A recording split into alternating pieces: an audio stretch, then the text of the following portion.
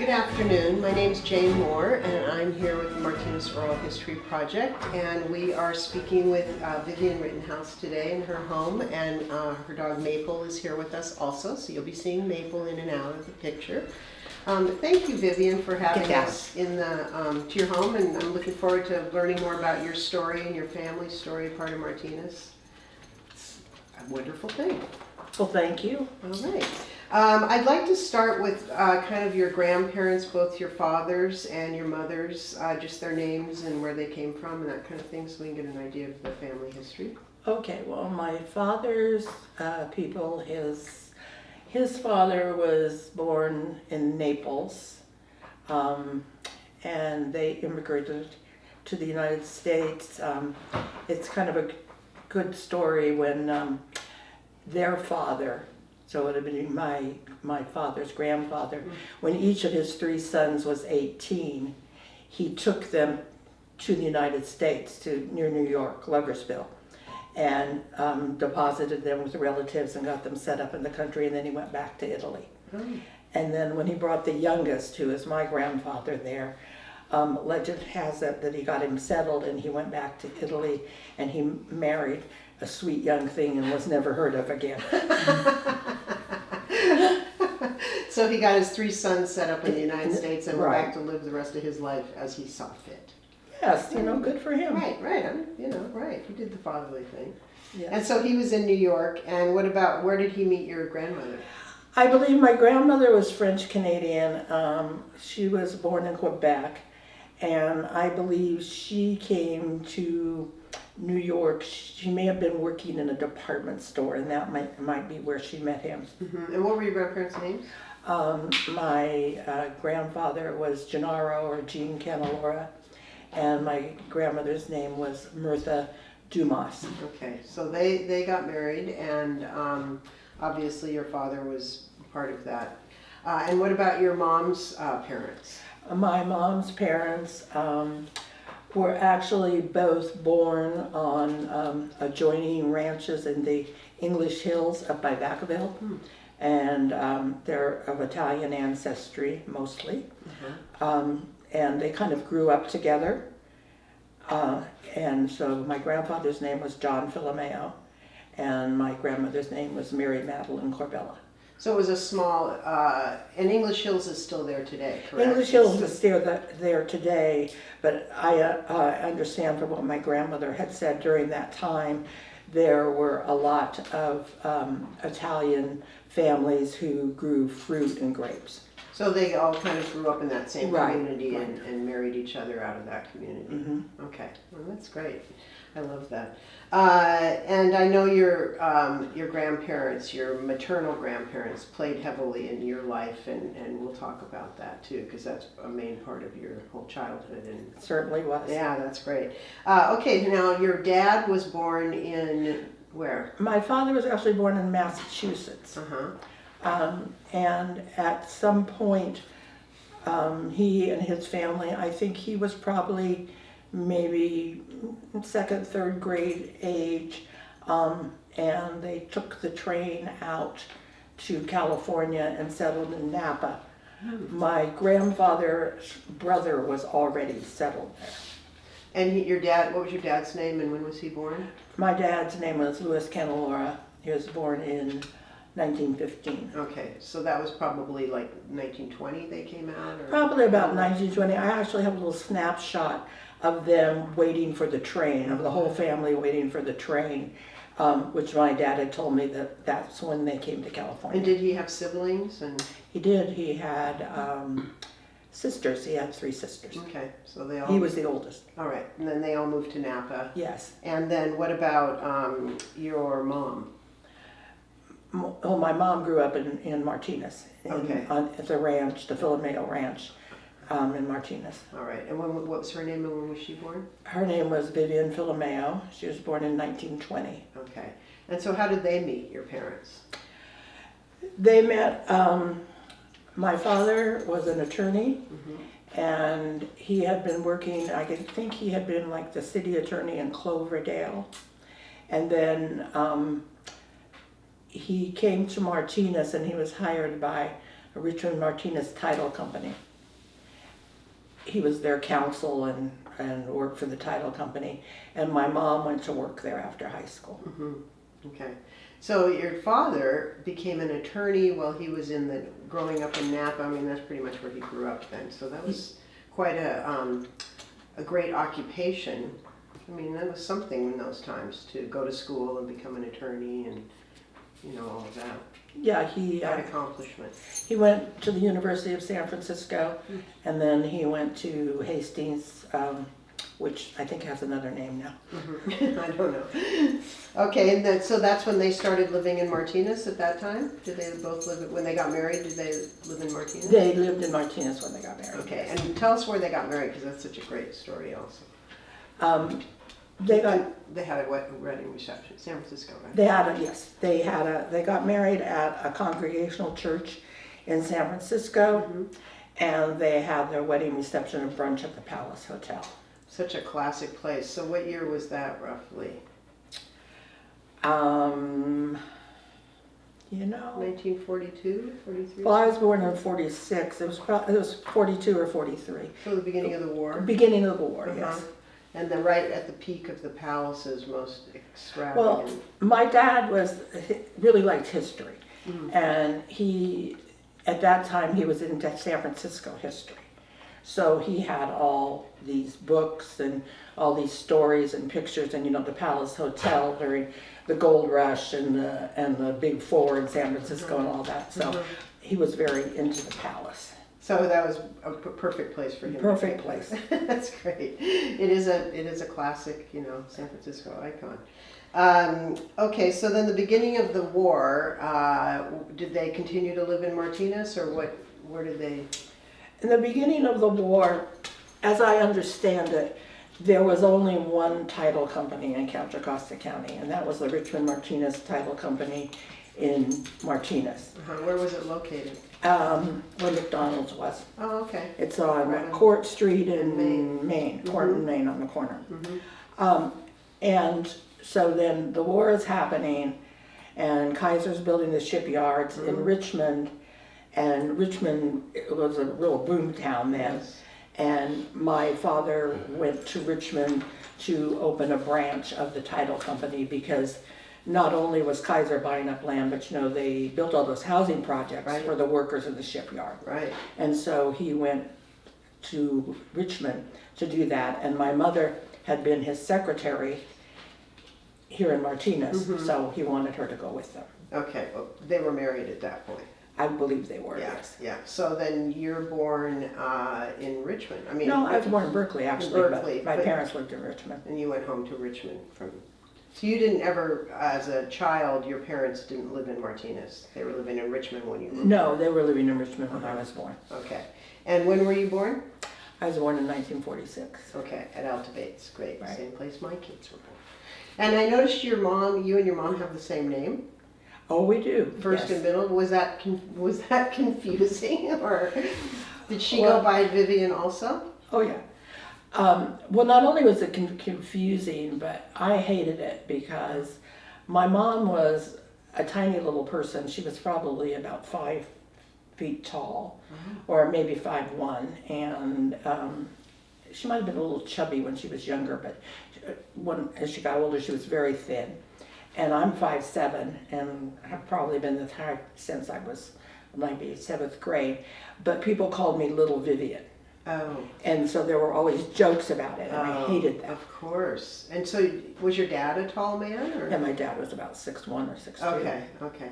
Yeah, that would be hard, especially being an only child. Yeah, I didn't like that at all. Okay, well, so you just kind of had to learn how to live with that. Yeah. What are you going to do? Right. So you're living in Richmond, and where did you first live as your family?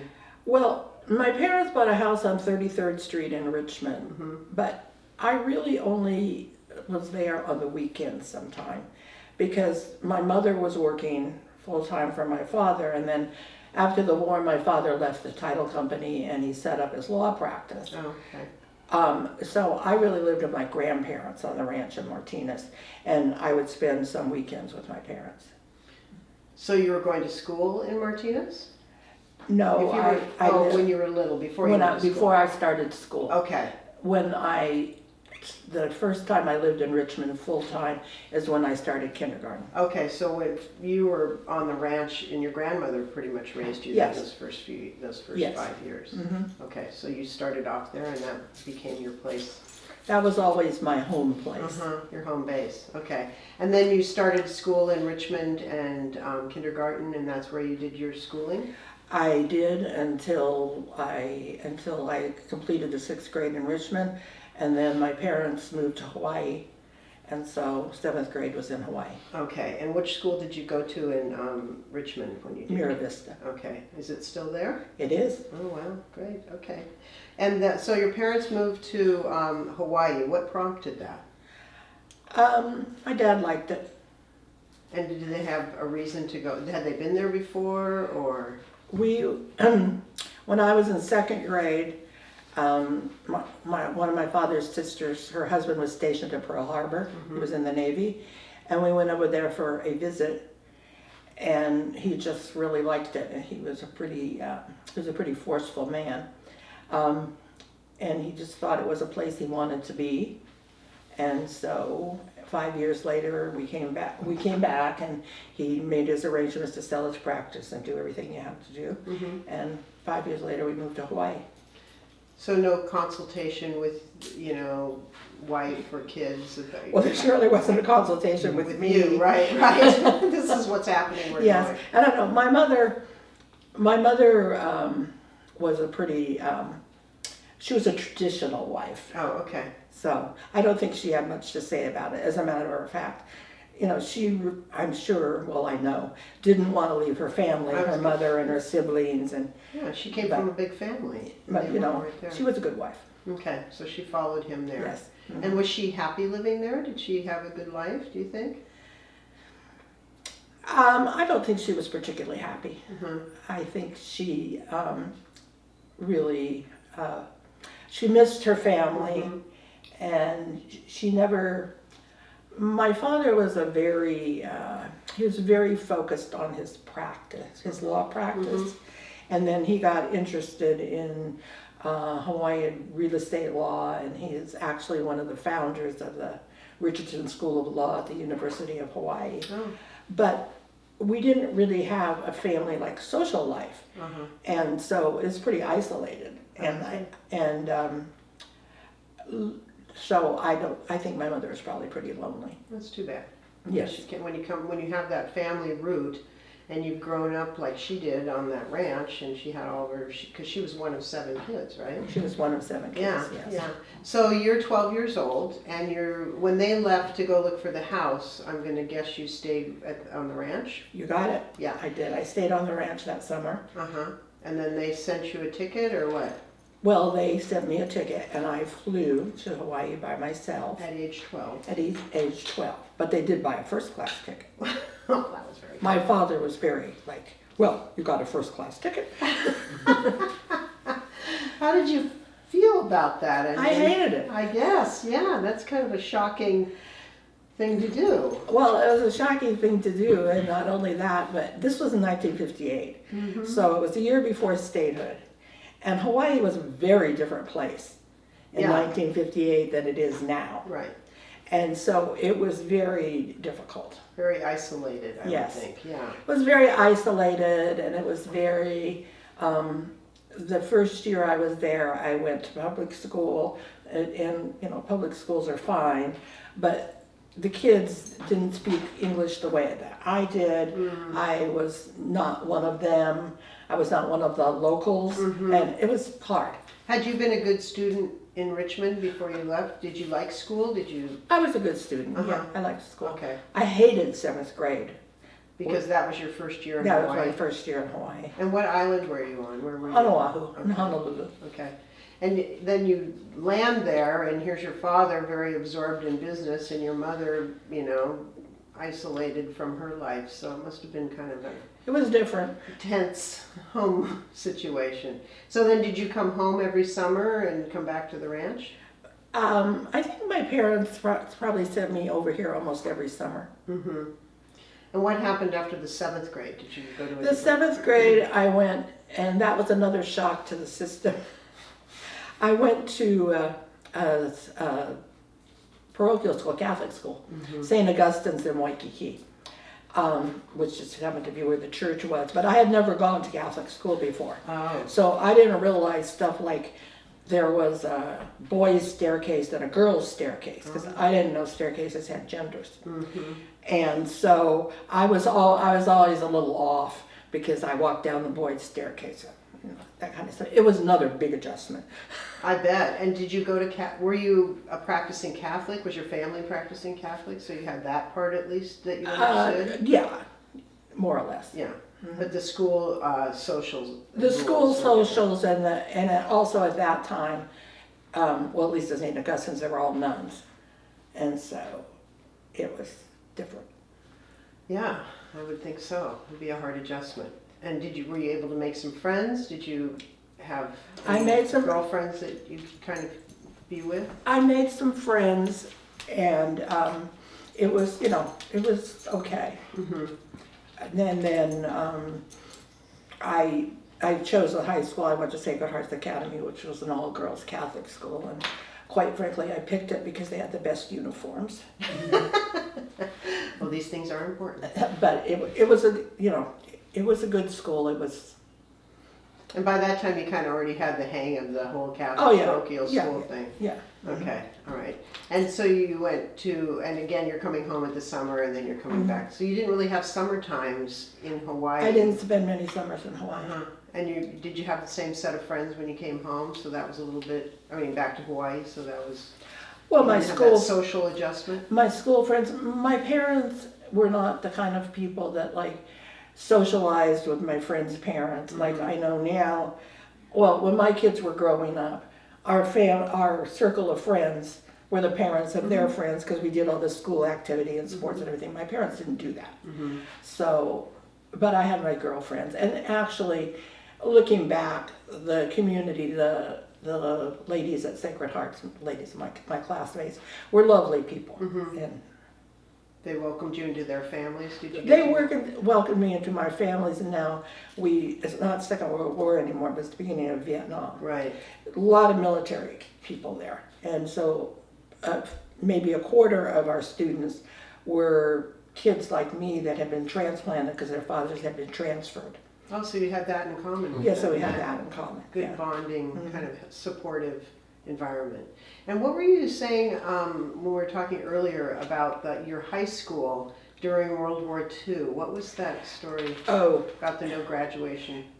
During the Second World War, this is not true now, but Hawaii was, my father said when we moved there that Hawaii was business-wise 50 years behind the mainland. And it's isolated, it's 2,600 miles from the nearest continent. So Sacred Hearts Academy always had 2 tracks. They had a commercial track, i.e., office skills, and an academic track. And they were the only school on Oahu that taught shorthand. So the girls that took the commercial class all took shorthand. And the Department of the Navy was pretty busy at Pearl Harbor, and they valued that skill. So they kind of co-opted the whole commercial class. So for a couple of years during the war, there's no graduating class at Sacred Hearts Academy because they were all working out at Pearl Harbor. Wow, so they went straight from school to working at Pearl Harbor doing clerical office work. I don't know what the academic kids did. So they actually could pick. Yeah. Okay. Yeah. Well, that was the time. That's what they needed. So yeah. But when you were there, it was the Vietnam War, and that must have been interesting also. It was interesting because, we were kids, and a lot of service people went there for R&R.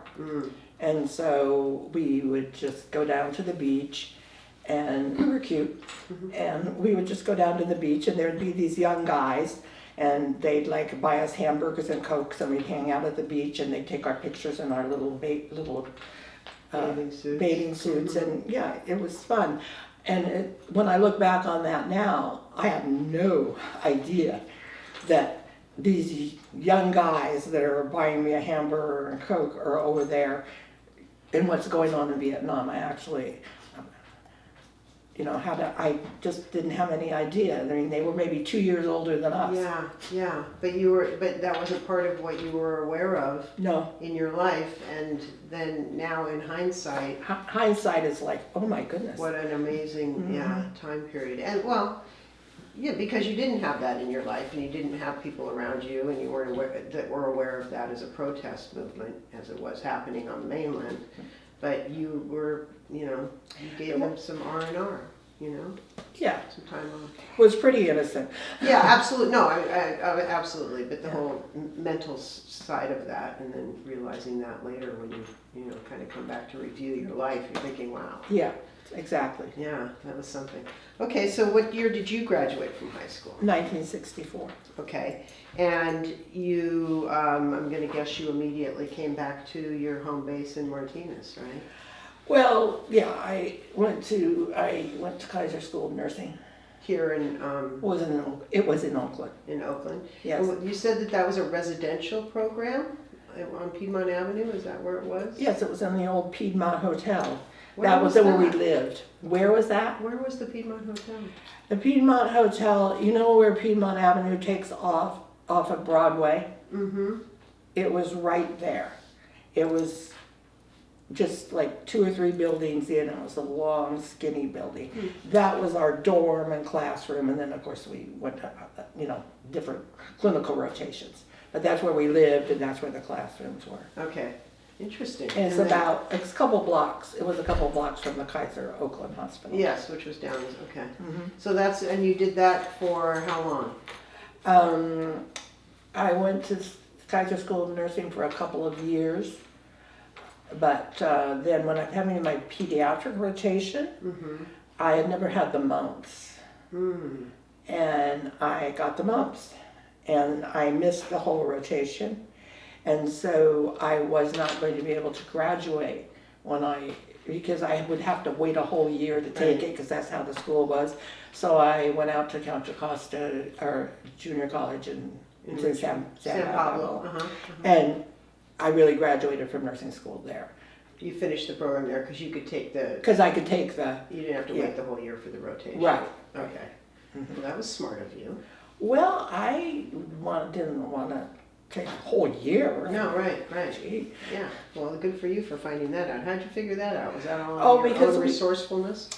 Kind of.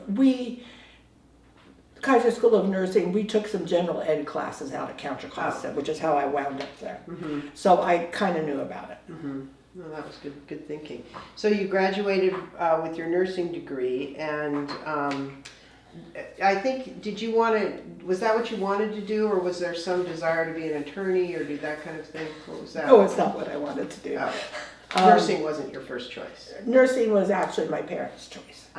Okay. What was your choice? Well, I wanted to major in political science and go to law school, but my parents were not in favor of that. My father thought that would be a waste of an education, and then what he told me one time, he said, "Well, you'll just go there you'll just start a couple of years, and then you'll just get married, and that'll just be a waste of time and money, and so you need to either be a teacher or a nurse." And I don't know, I think my mother applied for nursing school for me. I don't think I applied. So, and they were in Hawaii doing this? Yeah. Yeah. So even though you were already this driven, survivor kid who always found a way to move on forward, your dad didn't have a lot of faith in the fact that you'd continue that. He didn't like women lawyers. Oh, okay. He said that women lawyers, it was like, I forget the first reason, but the second reason is that you can't use the kind of language in front of women that you would want to use when you're pleading a case or something like that.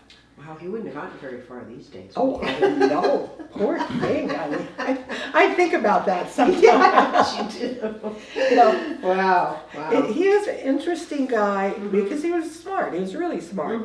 But he was just so, Of his time. Of his time. I mean, he was of his time plus. Plus, on steroids. Yes. Okay, so you took your board exam in 1967, is that right? Yes, yes. And then, and so now you're a nurse, fully pinned Mhm. official nurse. And what was your first job? Kaiser Oakland. I worked at, I think, maybe the surgical ward, somewhere at Kaiser Oakland now. Oh, forgot to mention I got married. Aha, okay. Yeah. So, Uh-huh. how did that happen? Well, the best I can recollect, when people ask me why I got married to that particular person at that particular time, the only thing I can say is, well, he asked me. I was in a culture, I was in a nursing school, was all women. There was all about this thing that you had to have a boyfriend, you had to be married, and they would have these, like, if one of the girls in the nursing school, that lived with us, got engaged, they had these big elaborate ceremonies. It was all about, and however, I thought that's what I had to be. That's what you thought you were supposed to do? Yes. Yeah. Mhm. And I couldn't imagine. And so I just married this person. Right, you went along with it because that's what the standard was. And that's kind of how your parents had been. That's how Well, it's you not grew my up. finest moment. Well, that's how we learn though, right? I mean, lots of us have those not so finest moments. Yes. And so what was your first husband's name? Rodney. And you had a daughter with Rodney? Jennifer, yes, Jennifer. my oldest daughter, Jennifer. Great, okay. Yes, so Jennifer's a blessing. There you go. So that's how that Yeah. turned out. And what was Rodney doing? He was a nurse also, but he was older, he was working Okay. as a nurse. But he was a male nurse He was a male in a nurse. female-dominated He was. occupation. Okay. Yeah. So that's kind of interesting. Mhm. And how long were you married? Maybe 4 years. Okay. And then you realized time to move on. Well, yeah, I was like, who is this person? And how did I wind up with them? Well, I guess you had you were in the throes of self-discovery, you I know? guess. I mean, I was a different person, Yeah. I was different. well, Yeah. that was the time you were living in too. Mhm. So what happened with you and Jennifer? And when was Jennifer born? Jennifer was born in 1968, I guess. Okay. And so you and Rodney divorce, Uh-huh. and what happens next? Well, we had been living, Rodney and I and Jennifer moved to Martinez, and my first job in Martinez was at the county hospital. Wow, I worked okay. at the county hospital when, they had those wards down there. And then we got divorced, and I stayed in the apartment. But nurses didn't make very much money. It was hard to raise a kid on a nurse's salary at that time. Especially single moms. A single, yes. Mhm. And so my grandmother took care of Jen. So Jen was back at the ranch where I grew up with my grandmother. Third generation at the Third ranch. generation. Uh-huh. And then I think I lived with my grandmother a couple of times in between apartments. Jennifer and I lived there. So it really was your safe zone, your home Yes. base. And how wonderful and welcoming to know that you had that Yes. in your back pocket if you ever needed it. I think that's lovely. And so how long did you work at the county? That sounds like that was a tough job. Several years.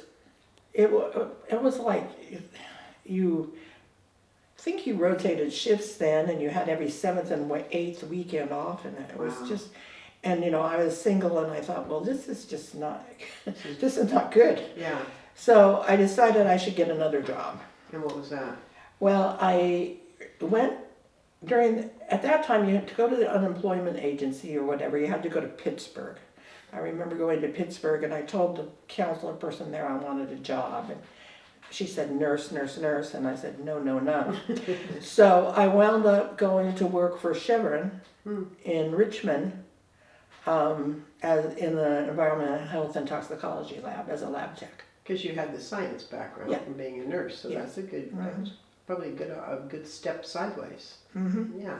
And so that was a good job, and you enjoyed that job, or It was a good job. It has like regular hours. better pay, better benefits? Yes. hmm And it was a good job, and then that's where I met Roger, right? my husband. Okay, so that's when Mm-hmm. your life kind of started to take a different turn. Yes. And what was Roger doing there? Roger was a toxicologist. So you worked in the same lab together? Yes, we worked in the same lab together. Okay, how did you guys decide that, was it just kind of a co-worker checking each other out and being, well, okay. I don't think we ever went on a date exactly. Oh, really? Okay. I mean, we rode together, we had lunch together. I went on some dive trips with him, Scuba diving? scuba Oh, diving. fun. And where did he live? When he first went to work for Chevron, he lived in Palo Alto because he had worked at Stanford Research Institute. But he moved up and he bought the house on Arlington Way. Oh, okay. At 1032 Arlington Yeah. Way. So he lived there, and you were living in Martinez also, so you guys commuted together? I was living with my grandmother at the time, so we were commuting together, and then we just kind Kind of just all fell into of, place. Right. And so how long did you guys work together? That's a lot of together time. It was a lot of together time. We worked together for maybe 2 or 3 years. It wasn't that long, but it wasn't comfortable. It wasn't good, and it was much easier for me to find a job than him. So I went back to nursing, and I guess I went to work for Kaiser. So when I started at Kaiser, I was a staff nurse, just a nurse On the floor? on the floor. Actual yes. nursing? Better hours, better schedule, better... Well, things had improved in nursing for scheduling and hours and pay during that period of years. Plus Jennifer's older at this point, Yes. right? And is she still living with Grandma, or is she living with you and Roger? No, she lived with Roger and I. She lived with Roger and I, and she went to Passions. Uh-huh. Anybody in Martinez went to Passions. That's right. That's right. That's great. And so you and Roger had daughters also, correct? Yes, Mary and Sarah. Mary and Sarah, when were they born? Mary was born in 1974, and Sarah was born in 1976. Okay, and then they had their older sister Jennifer. And then they have Jennifer. And they all got along, and that was great. More or less. You had 3 girls in one house, so yes, that's a lot. No. And then when did you leave Arlington Way? Did you move to a bigger house and kind of? Yeah, we moved to Arlington Way. From Arlington Way, I don't remember the year. Sarah was maybe about 1, so maybe about 77 or 78. It was a 2-bedroom house. Well, we had added a room on there, but it was still a pretty small house. And so we moved just down the street here to Sun Hill Lane, and we lived there for a while. And then we kind of wanted to move downtown, and Mary and Sarah were going to St. Catherine's, and so we bought the Gabellini house, which is on Allen Street. And then you lived there for? We lived there for quite a while, and got to know Dave Gabellini, who grew up in that house, who was a good friend of mine. Oh, that's great. That is great. That is the other, one of many wonderful things about Martinez, Yes. is all of those connections and things like that. So your girls went to St. Catherine's, and then where'd they go to high school? Carondelet? They went to Carondelet, yes. And where do they live now, all your girls? Jennifer lives in Martinez, not too far from here. And Mary lives in Martinez, and Mary is a librarian at the high school and the junior high school. Oh, great. And she started out teaching 8th grade English at her first job out of college at the junior high. And now she's there. And Sarah, the youngest one, lives up in Linden. It's near Stockton. And what are their married names? Jennifer Snoddy. Mary uses Rittenhouse. Okay. And do they have children? You have grandchildren. I have 7 grandchildren. 7, so let's get them on the record. Okay. Whose kids are whose and how old? Jennifer has Justin, who is 34, and his wife is Angela, and they have a little baby named Declan. Oh, so Well, he's 2. Yeah. And they're expecting a girl in August. Oh, fun. And then her daughter Caitlin is married to Sam, and they have Gio, who is 3, and they have about 7-week-old twin boys. Who has 7 weeks? My granddaughter. Oh, wow. And she has a 3-year-old too. Oh, she should go straight to sainthood. Somewhere. What did she say when she had the babies at Kaiser, and the Kaiser's thing is Thrive. Yeah. Caitlin said, I called her and I said, how you doing, hon? And she said, well, I'm not thriving, but I'm surviving. So those are Jennifer's Those are Jennifer's kids. kids, yeah, wow. Mary's kids are Kirby. He's a freshman at the junior high, plays water polo. Yeah. And Matilda is a freshman at the high school. High school, yeah. And Matilda's in 6th grade. And Sarah has Dominic. Dominic's about to graduate from high school. He'll graduate next month. And his sister Lily is a sophomore in high school. And then there's Frankie. And Frankie is only 9. Oh, okay. And they're the ones up, they're In not in Linden. Martinez, they're in Linden. So how often do you get to see them? A lot? Oh, I go up there all the time. I mean, it's like, it's door to door, it's 75 miles. But when I worked for Kaiser, I commuted a lot of miles, and I actually worked in the valley. So making it, to some people that drive would be, oh my Yeah. God, making that drive to me is not. There's nothing. Sometimes I'll go up there for a couple hours. Well, and if you're traveling at the right time of day, it's not too Yeah. bad. It's not too And you did a lot of traveling during all of your professional years. World traveling. What were you doing when you were working for Kaiser? And, I was fairly young when I retired from Kaiser because I had gone to work for them in the 70s. So I was able to retire.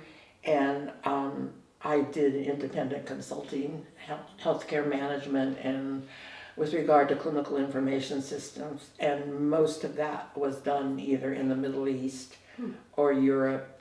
I did Barbados, that was it. did you actually stay there for a little while? Yeah. Like you'd be there for a month or something Yeah, consulting? I'd go there for, well, it depended on what the job was. But I'd go there for as long as needed, and then I'd go back and forth. And your kids were grown by that Oh, time? yeah. Yeah. Did you like that kind of work? Was it interesting? Yes, it was great. I mean, I met some wonderful people, and of course I got to see, I mean, I would have never gone to Saudi Arabia as a tourist, so I saw places that I would have never seen before.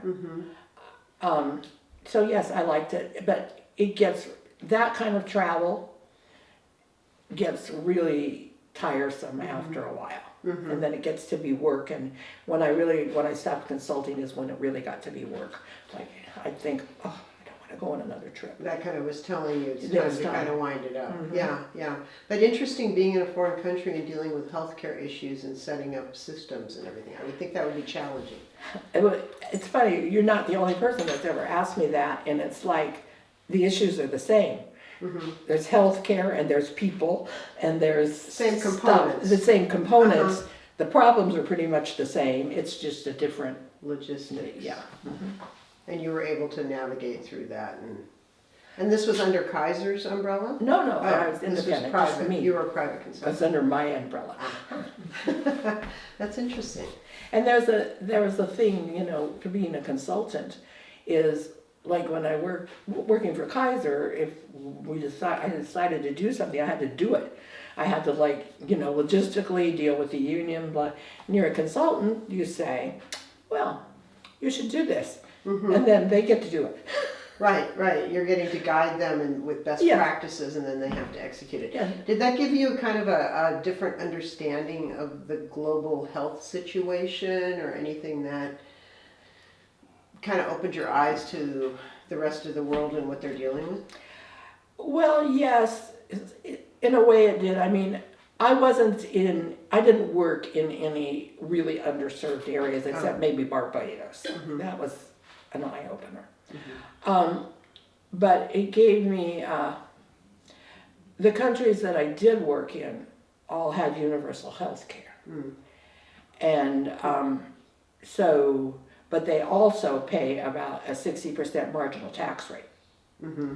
So when you hear here, well, this health care, blah, blah, blah. Well, there's no free lunch. Right. There's no free Right. health care. Right. So it gave me that perspective.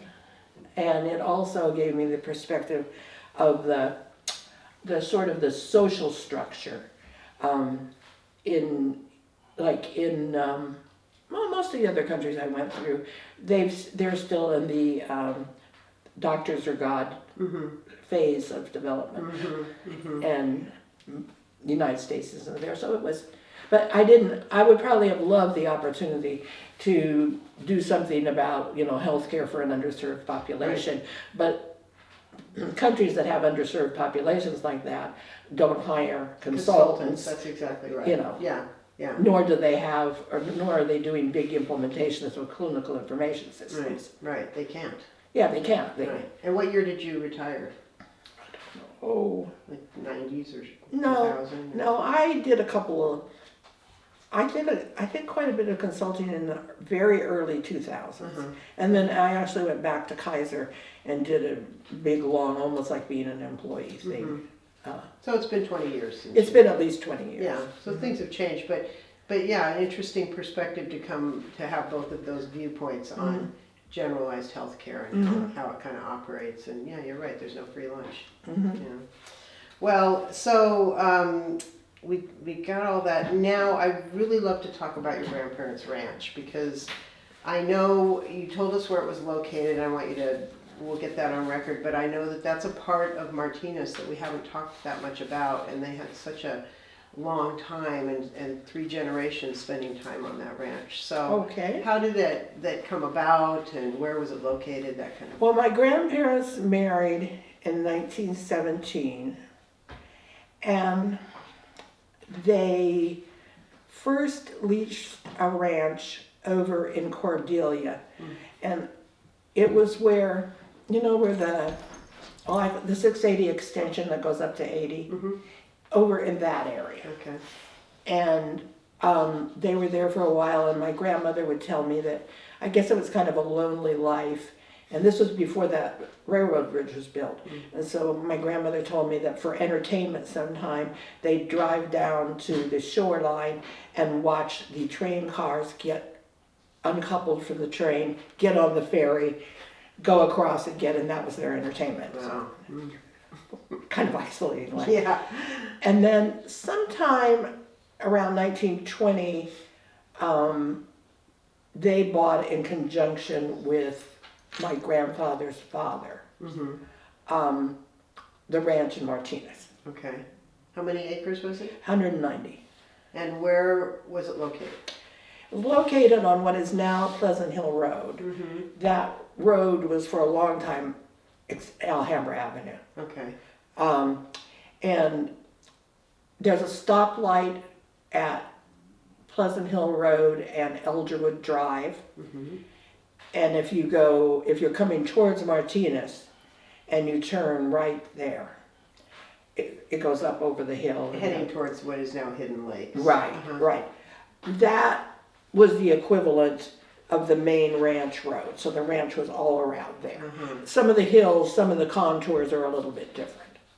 But like you came in there, and the house, and my grandmother's house is still back there, not the original ranch house, but the one she built in 1958. But you can't really see it unless you're really looking for it. And then the first hill, instead of being a house of hills, was Apricot Hill, because that's where the apricot orchard was. And this is as you're driving along Elderwood. Or if you're going to Elderwood, if you're going kind of up, Hidden Lakes. toward Hidden Lake. And that's on the left side as you're heading over the Yes. road. Okay. And then the other boundary was McCalvey Road, is that right? Kind of? Well, McCalvey's, they bordered McCalvey's. McCalvey's was a ranch too, it was a fruit ranch. Right. And they bordered McCalvey's. And on the other side, the other boundary was on Pleasant Hill Road. On the other side, there's those condominiums that go kind of back up. It's kind of a canyon almost. The bottom of that canyon was the other boundary on that side. But it kind of went around in the back. It was. So what did they have? An orchard? What did they grow? They grew fruit. They grew grapes. They didn't make wine, but they made what's called the crush. So they crushed the grapes and put it in these gigantic barrels, and then they sold the crush to people that made their own wine. And where did they sell those? They sold it all over, but a really fond memory I have, during that time, the Bay Bridge, the only thing that went on the bottom of the Bay Bridge were the streetcars and commercial vehicles. Okay. So to drive on the bottom of the bridge, that was cool. Yeah. My grandfather had a flatbed truck, and they put the wine in these smaller barrels, but they're still pretty big. And we would go over to North Beach, where all these Italian. You and your grandfather in the truck? Just my grandfather and I. Oh, how wonderful. And then he would go to these people's houses in North Beach, and they'd siphon the crush from his truck into their basement, because they made wine in their basement, because that's what they did. So you guys pull up in the old truck in North Beach, which we all know those streets aren't very wide, and the people come out and they do their transaction, and they siphon so the barrels never leave the truck. Barrels never leave the truck, you siphon it. Down into the basement. Oh, that's classic. Yeah, that was good. Yeah, I bet. The other good fun thing to do was to go to and it's still kind of there, near Jack London Square, there's a produce mart section in Oakland. I used to go with my grandfather to take fruits there, like, those field boxes of fruit. They had grapes, they had apricots, they had pears, they had peaches, a couple of different kinds, and stuff like that. And your grandfather had grown up in English Hills, Right. and that was all agricultural, so this was just a natural next move over. And when you were riding with your grandfather, everybody always wants to think, wow, what'd you guys talk about, I mean, did he tell you stories? Did you have a good close relationship Oh, we did. with him? He tells me a story. This is going in a different direction geographically. He tells me a story that every time I go visit my daughter, I think about. The Antioch Bridge, there was a different bridge there, and it was really steep. It went up really steep, and so my grandfather, he had his pickup, of course, and he told me once when we were going over there that one time he was driving over there, and so he went up to the top, and the bottom part of the bridge fell down, and there was no bridge, but his pickup could fly, and his pickup flew to the other end, to the 160 or whatever that road is. And I remember him telling me that, so guess what I think of every time I go over that bridge. Yeah, so he was a good kid or a good storyteller. Yes. That is really cute. Well, you were their only grandchild, but you were the only child. I was the oldest grandchild. The oldest, so you got really the cream of the stories. Well, yes, and when I lived there, my two aunts and one or two of my uncles lived there too. Okay. So. Oh, fun. I was the baby. Sure. Well, you went from a house that had no social, Yeah. Growing up in a house that was very unsocial to this just wonderful, engulfing family life. What a great savior that must have been. It was, but it wasn't all. My uncle Donald was my mother's youngest brother, or was my mother's youngest brother. He was kind of a jokester kind of guy. And this is an Italian family out there, so of course they raise chickens, you raise rabbits. Oh. Because you then slaughtered the rabbits and put them in the freezer so you could have rabbit. And there was a mother rabbit named Pinky, and they were those white rabbits with pink eyes, albino rabbits. And Pinky was my rabbit. And she was the mama, so she was a breeder. So they didn't kill her. End up in the freezer. Okay, Right. so my grandmother would make rabbit, and she would give me the lay, and my Uncle Donald would say to me, "That rabbit good?" And I'd say, "Yes." And he'd say, "That's Pinky." And then I'd have to scream. And I actually told that story at his funeral. You got the last word on that. I got the last word. That's funny. So your grandparents were pretty, it was very hard life. I mean, I remember reading some of these notes that they didn't have electricity when they moved there, and your grandmother had to wash the clothes on a scrub board. My grandmother did an amazing amount of things. But one of the most amazing things she did was she would she canned everything known to man. And she didn't can vegetables too much, but she canned all kinds of fruits and cured olives, and did all this. But she would also dry vegetables, and she would take a zucchini, a zucchini like that, and a little knife, kind of the fruit cutting knives, which are kind of like paring knives, but they have a wide blade. And she'd start at the top, and she'd go like that, and she would cut a perfect spiral to dry, and hang them on the clothesline to dry, to put in stuff in the wintertime, never breaking it. Wow, wow. And when did they get electricity and? I don't know when they got electricity exactly. Okay. My mother says that until the war, they were really quite poor. And they said, they always had enough to eat and everything, they were really poor. But then, and my grandfather worked off of the ranch sometime. For other people? Well, I know another urban legend, another story, he worked for the highway department. And so I'm sure that there are many families in Martinez that have this story. But the story was that Daddy, my grandfather, was so good that he was the only one that could paint the white line on Snake Road. Now, I imagine there are other Italian families that have that story too, Yeah. but that was one of my family stories. Right. Then, during the war, the military bought all the fruit from them. They had a ready market for the dried fruit. And they started to get a little bit of money, and then my grandfather was able to buy a hay press. Oh. And so he then did the hay for other people, and they started to do better.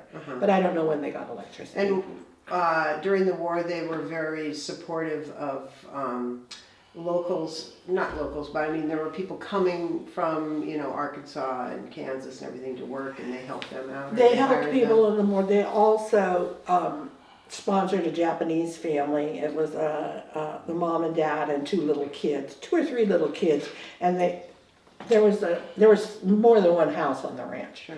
And during the war, they worked for my grandparents, and they lived on one of the houses, so they didn't have to go to the internment So camp. they saved them from being interned. Wow, that is incredibly generous and forward-thinking. They were another good grandma story is during the summertime when the fruit is in, you need people to pick the fruit. And so there was a big shed there, and where they cut the fruit and then dried the fruit, and they would get guys. Santa Rita was a camp, really. It was a prison, but it was a prison camp, literally. And they get guys to come out there and work at the farm, and my grandmother was appalled because all they would send with them for lunch is 2 bologna sandwiches and a quart jar of Kool-Aid, and she just thought that was not good. So every day during the summer, Grandma would cook. She'd make like potato salad. She must have made a ton of potato salad and fried chicken and stuff. And it was like for me as a little kid, it was like a big picnic. Sure. Because not only did they feed the guys that came, but there were the people that were cutting fruit. And they're getting fewer and far between. But there are still people in Martinez that remember, oh yeah, I worked at the ranch. I remember the ranch. So she was feeding them and keeping them, treating them like human beings, Yeah. instead of just going along with whatever was given to her. Wow. Well, I see where you got a lot of your gumption. And then, so how long did they have the ranch? How long did they live there? Well, my grandfather died, I think he was only 58 when he died. Very young. One of my uncles, my Uncle Elmer, lived with my grandmother, and they ran the ranch for a few more years.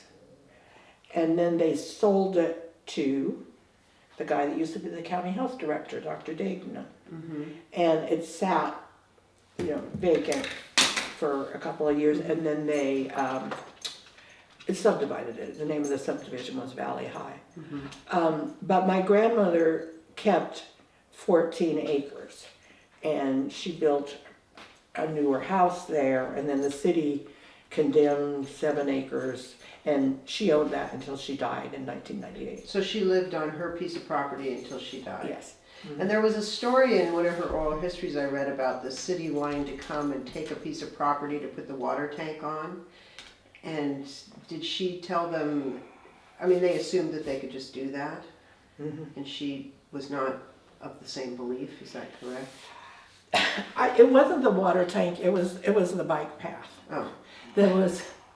If you go up Pleasant Hill Road, if you're going from Elderwood towards Martinez on Pleasant Hill Road, on the right-hand side of the street, you'll notice some black walnut trees. You know, they look different than their English walnuts or black walnuts. When they put that bike path there, they wanted to take those trees out. And they were going to take the trees out because that's another place where they condemned her property. And my grandma, I wasn't there, but my mom told me about it. She said, "Oh my God, you should have seen Grandma." Grandma told them she was appalled that they would take those trees out. So she told them about how she and her husband planted those trees and there was no water, and they carried buckets of water to take care of the trees for years and to get the trees established and blah, blah, blah. They didn't take the trees out. The trees are still there. So she didn't lie down easily, basically. She stood up for She was a tough old lady. Good. Well, she lived a strong life. You had to stand up for yourself. You had to raise 7 children on the farm, and you don't just become a little pushover doing that. She said, well, she used to say, and my mom used to say, not only did she, she did the cooking, she liked to garden. She wasn't a very good housekeeper. Her house was kind of messy. But she also made all the kids' clothes, including the boys' shirts. And I'm thinking, wow. Yeah. Like, you did? She did? Yeah. And how old was your mom when she passed away? She looked to be quite old also. My mom was just past 95. Okay. And where did she live in her final years? In her final years, she lived over at the Chateau in Concord, the one kind of behind Park and Shop. So they moved when did they come back from Hawaii? They came back from Hawaii they were back for years. Okay. They lived in Hawaii for 35 or so years, but they were back, and they lived around in different places in Martinez, and then my dad passed away, and then my mom. All right. And was she close with her mom after she got home? I mean, she'd been gone for so long. Yes, but she just picked up where she left off. She was so happy to get back to her family connections. And then you were obviously grown and married and had the kids, so it kind of rekindled that. Yeah. Mm-hmm. Good. And also her sisters, she reconnected with her sisters. Okay. Now let's talk about Hawaii, because I know that you and your husband decided to buy property in Hawaii. What brought you back there? What was that? Well, I had lived in Hawaii in junior high school and high school. And then my parents lived there for years afterwards, so I'd go visit my parents, and Roger and I would go visit our parents. And then we got to like the Big Island, the island of Hawaii, the best. And long time ago, we bought basically an acre of lava, which is still what it is there. And we went over there for the millennium, because we figured if the world's going to come to an end and blah, blah, we might as well be in Hawaii because we like it there. So we went over there with some friends, and they went someplace that we had already been, and we said, well, let's look for some property that's a little more, has more rain and is a little more hospitable than our acre of lava. So we got this real estate guy, and let's look at coffee farms. And there was one fee simple coffee farm. One fee simple? In Hawaii, a lot of the property is leasehold, so you can't buy the ground. You buy the improvements, but you buy a lease on the ground, and I wouldn't do that. And we wanted fee simple. And this guy showed us this coffee farm, and we said, and we bought it like in about 20 minutes. Said, okay, let's do this. Now, I had lived on the ranch. Right. So my husband was a toxicologist, a biologist by education, and he was also a Sierra Clubber and a big environmental kind of guy, and he grew up on an avocado ranch in Southern California. So yeah, it wasn't such a stretch. Well, it was a stretch, but anyway, so we bought it. And did you have people living there that took care of it, or you just bought it and then you'd come and go back and forth? We bought it. There was a house on it. It's a pretty nice house, and we, set it up. And it was established coffee farm. It was an established coffee farm, but it had belonged to a lady that her husband died, and it hadn't been taken care of for many, many years. But there was one grove of cool old 100-year-old trees, and those are the only trees we were able to save. So we replanted it, and Roger put in a wet mill and a dry floor and what you needed, and we did it. And so you didn't have to be there all the time, or? You didn't have to be there all the time. We had a guy that took care of it, Uh-huh. and it's a very rural, very community. We had really good neighbors, and so we weren't there all the time. Kind of right back to your grandparents' roots in Right. English Hills, you know, the Mhm. whole community that helped each Mhm. other out. And so how long do you still own it, or? No, we sold it when Roger became ill, Mhm. and he basically did all the farming himself, and he was unable to care for it. And then for a couple of years, somebody else cared for it, and they actually did a good job. But they didn't prune the trees the way he pruned the trees. He didn't mow the grass the way, and that wasn't going to work. No. Plus, it's not practical to have a piece of property like that far away that you can, Can't just get in your car and drive We 75 didn't, minutes. we needed to sell it. Yeah. And there was an annual coffee festival or There's a something? Kona Coffee Festival that's been going on for a long time, and we got very involved with that. Uh-huh. And we were on the board of directors for a good many years, and we entered the they have a cupping, that's like a wine thing. And every year that we entered, we had a crop to enter for about 16 or 17 years.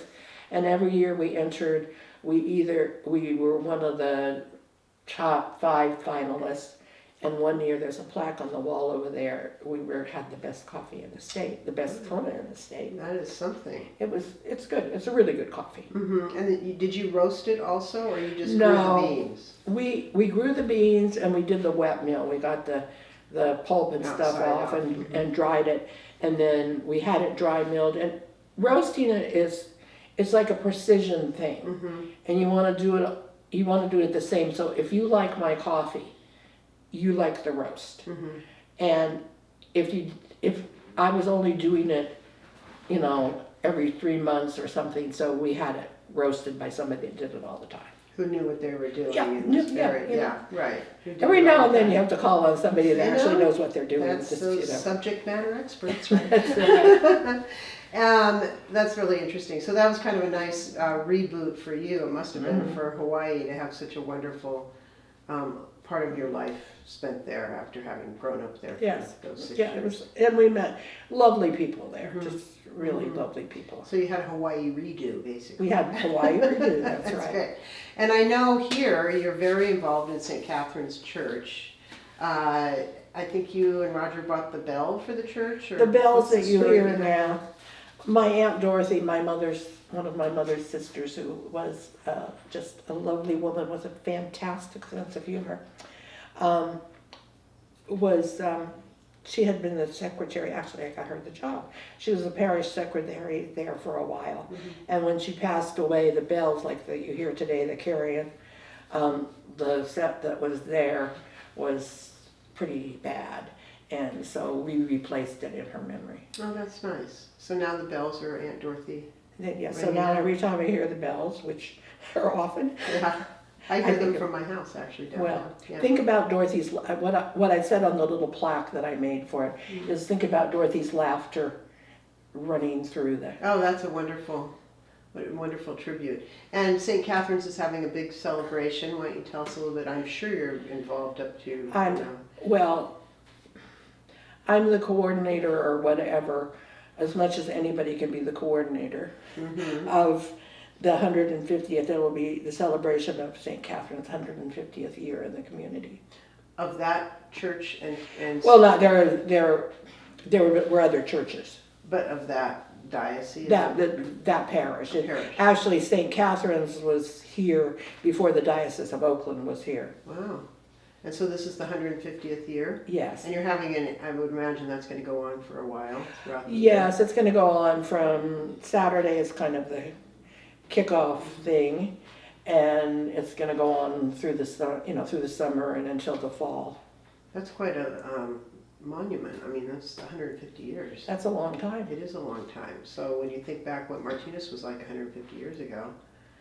There was a newspaper article that I came across that was very interesting, and it was basically, if you want to know the history of this area, just look at the baptismal and church records of St. Catherine's. That's a good point. Yeah.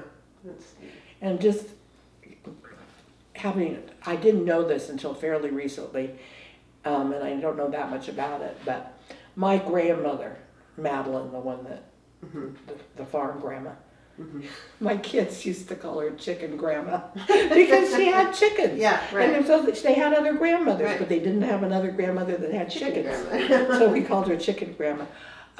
She had an ancestor that was married in that church like the year after it opened. That's amazing. So you have quite a long legacy there. Yes. Yeah, well, no wonder.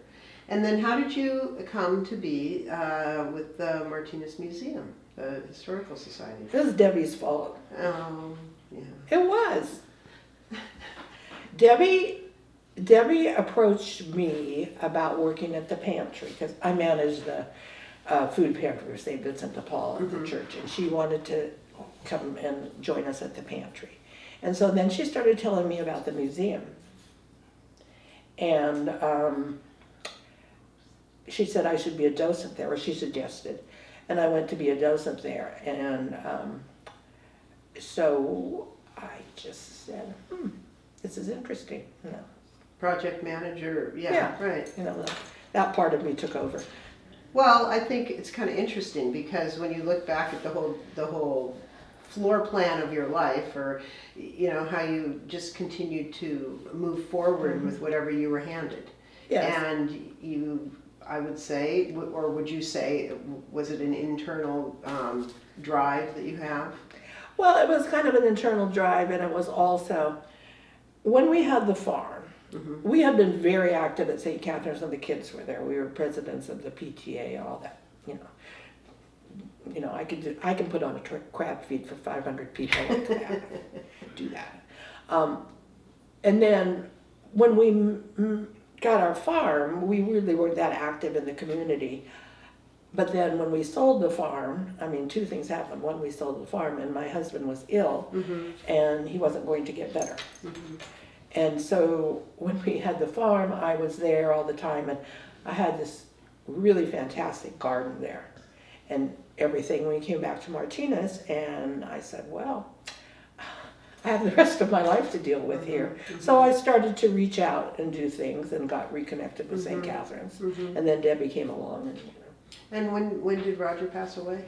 He passed away, it'll be 2 years in September. Okay. So you've had that time to kind of continue to readjust. And, Yes. Yeah. It was really rude of him. Yeah, well, he kind of bailed on you, didn't he? Oh my gosh. I mean, there's nobody to clean the fish pond, to put the trash out. Oh my God. Yeah, yeah. Well, for all the, for the first husband that you didn't know why you married him, you certainly found the right match in the second. Roger was a really good guy. Yeah, yeah. It sounds like you guys were well suited for each other. We laughed a lot. There you go. That's the secret to it. Well, do you have any closing thoughts you'd like to give the world or your family, and thoughts about your life or anything, or your family? Just, you just have to make the most of every day. And do the best you can. Yep. Good. Well, thank you so much. It was Well, lovely thank you. talking to you and learning about your life and your family's history here. It's just so valuable. We really appreciate you sharing it with us. Well, I'm glad that I can provide history of that part Yeah, of Martinez. yeah, we didn't have that, so that's a really good piece. Thank you so much. You're welcome. Thank you.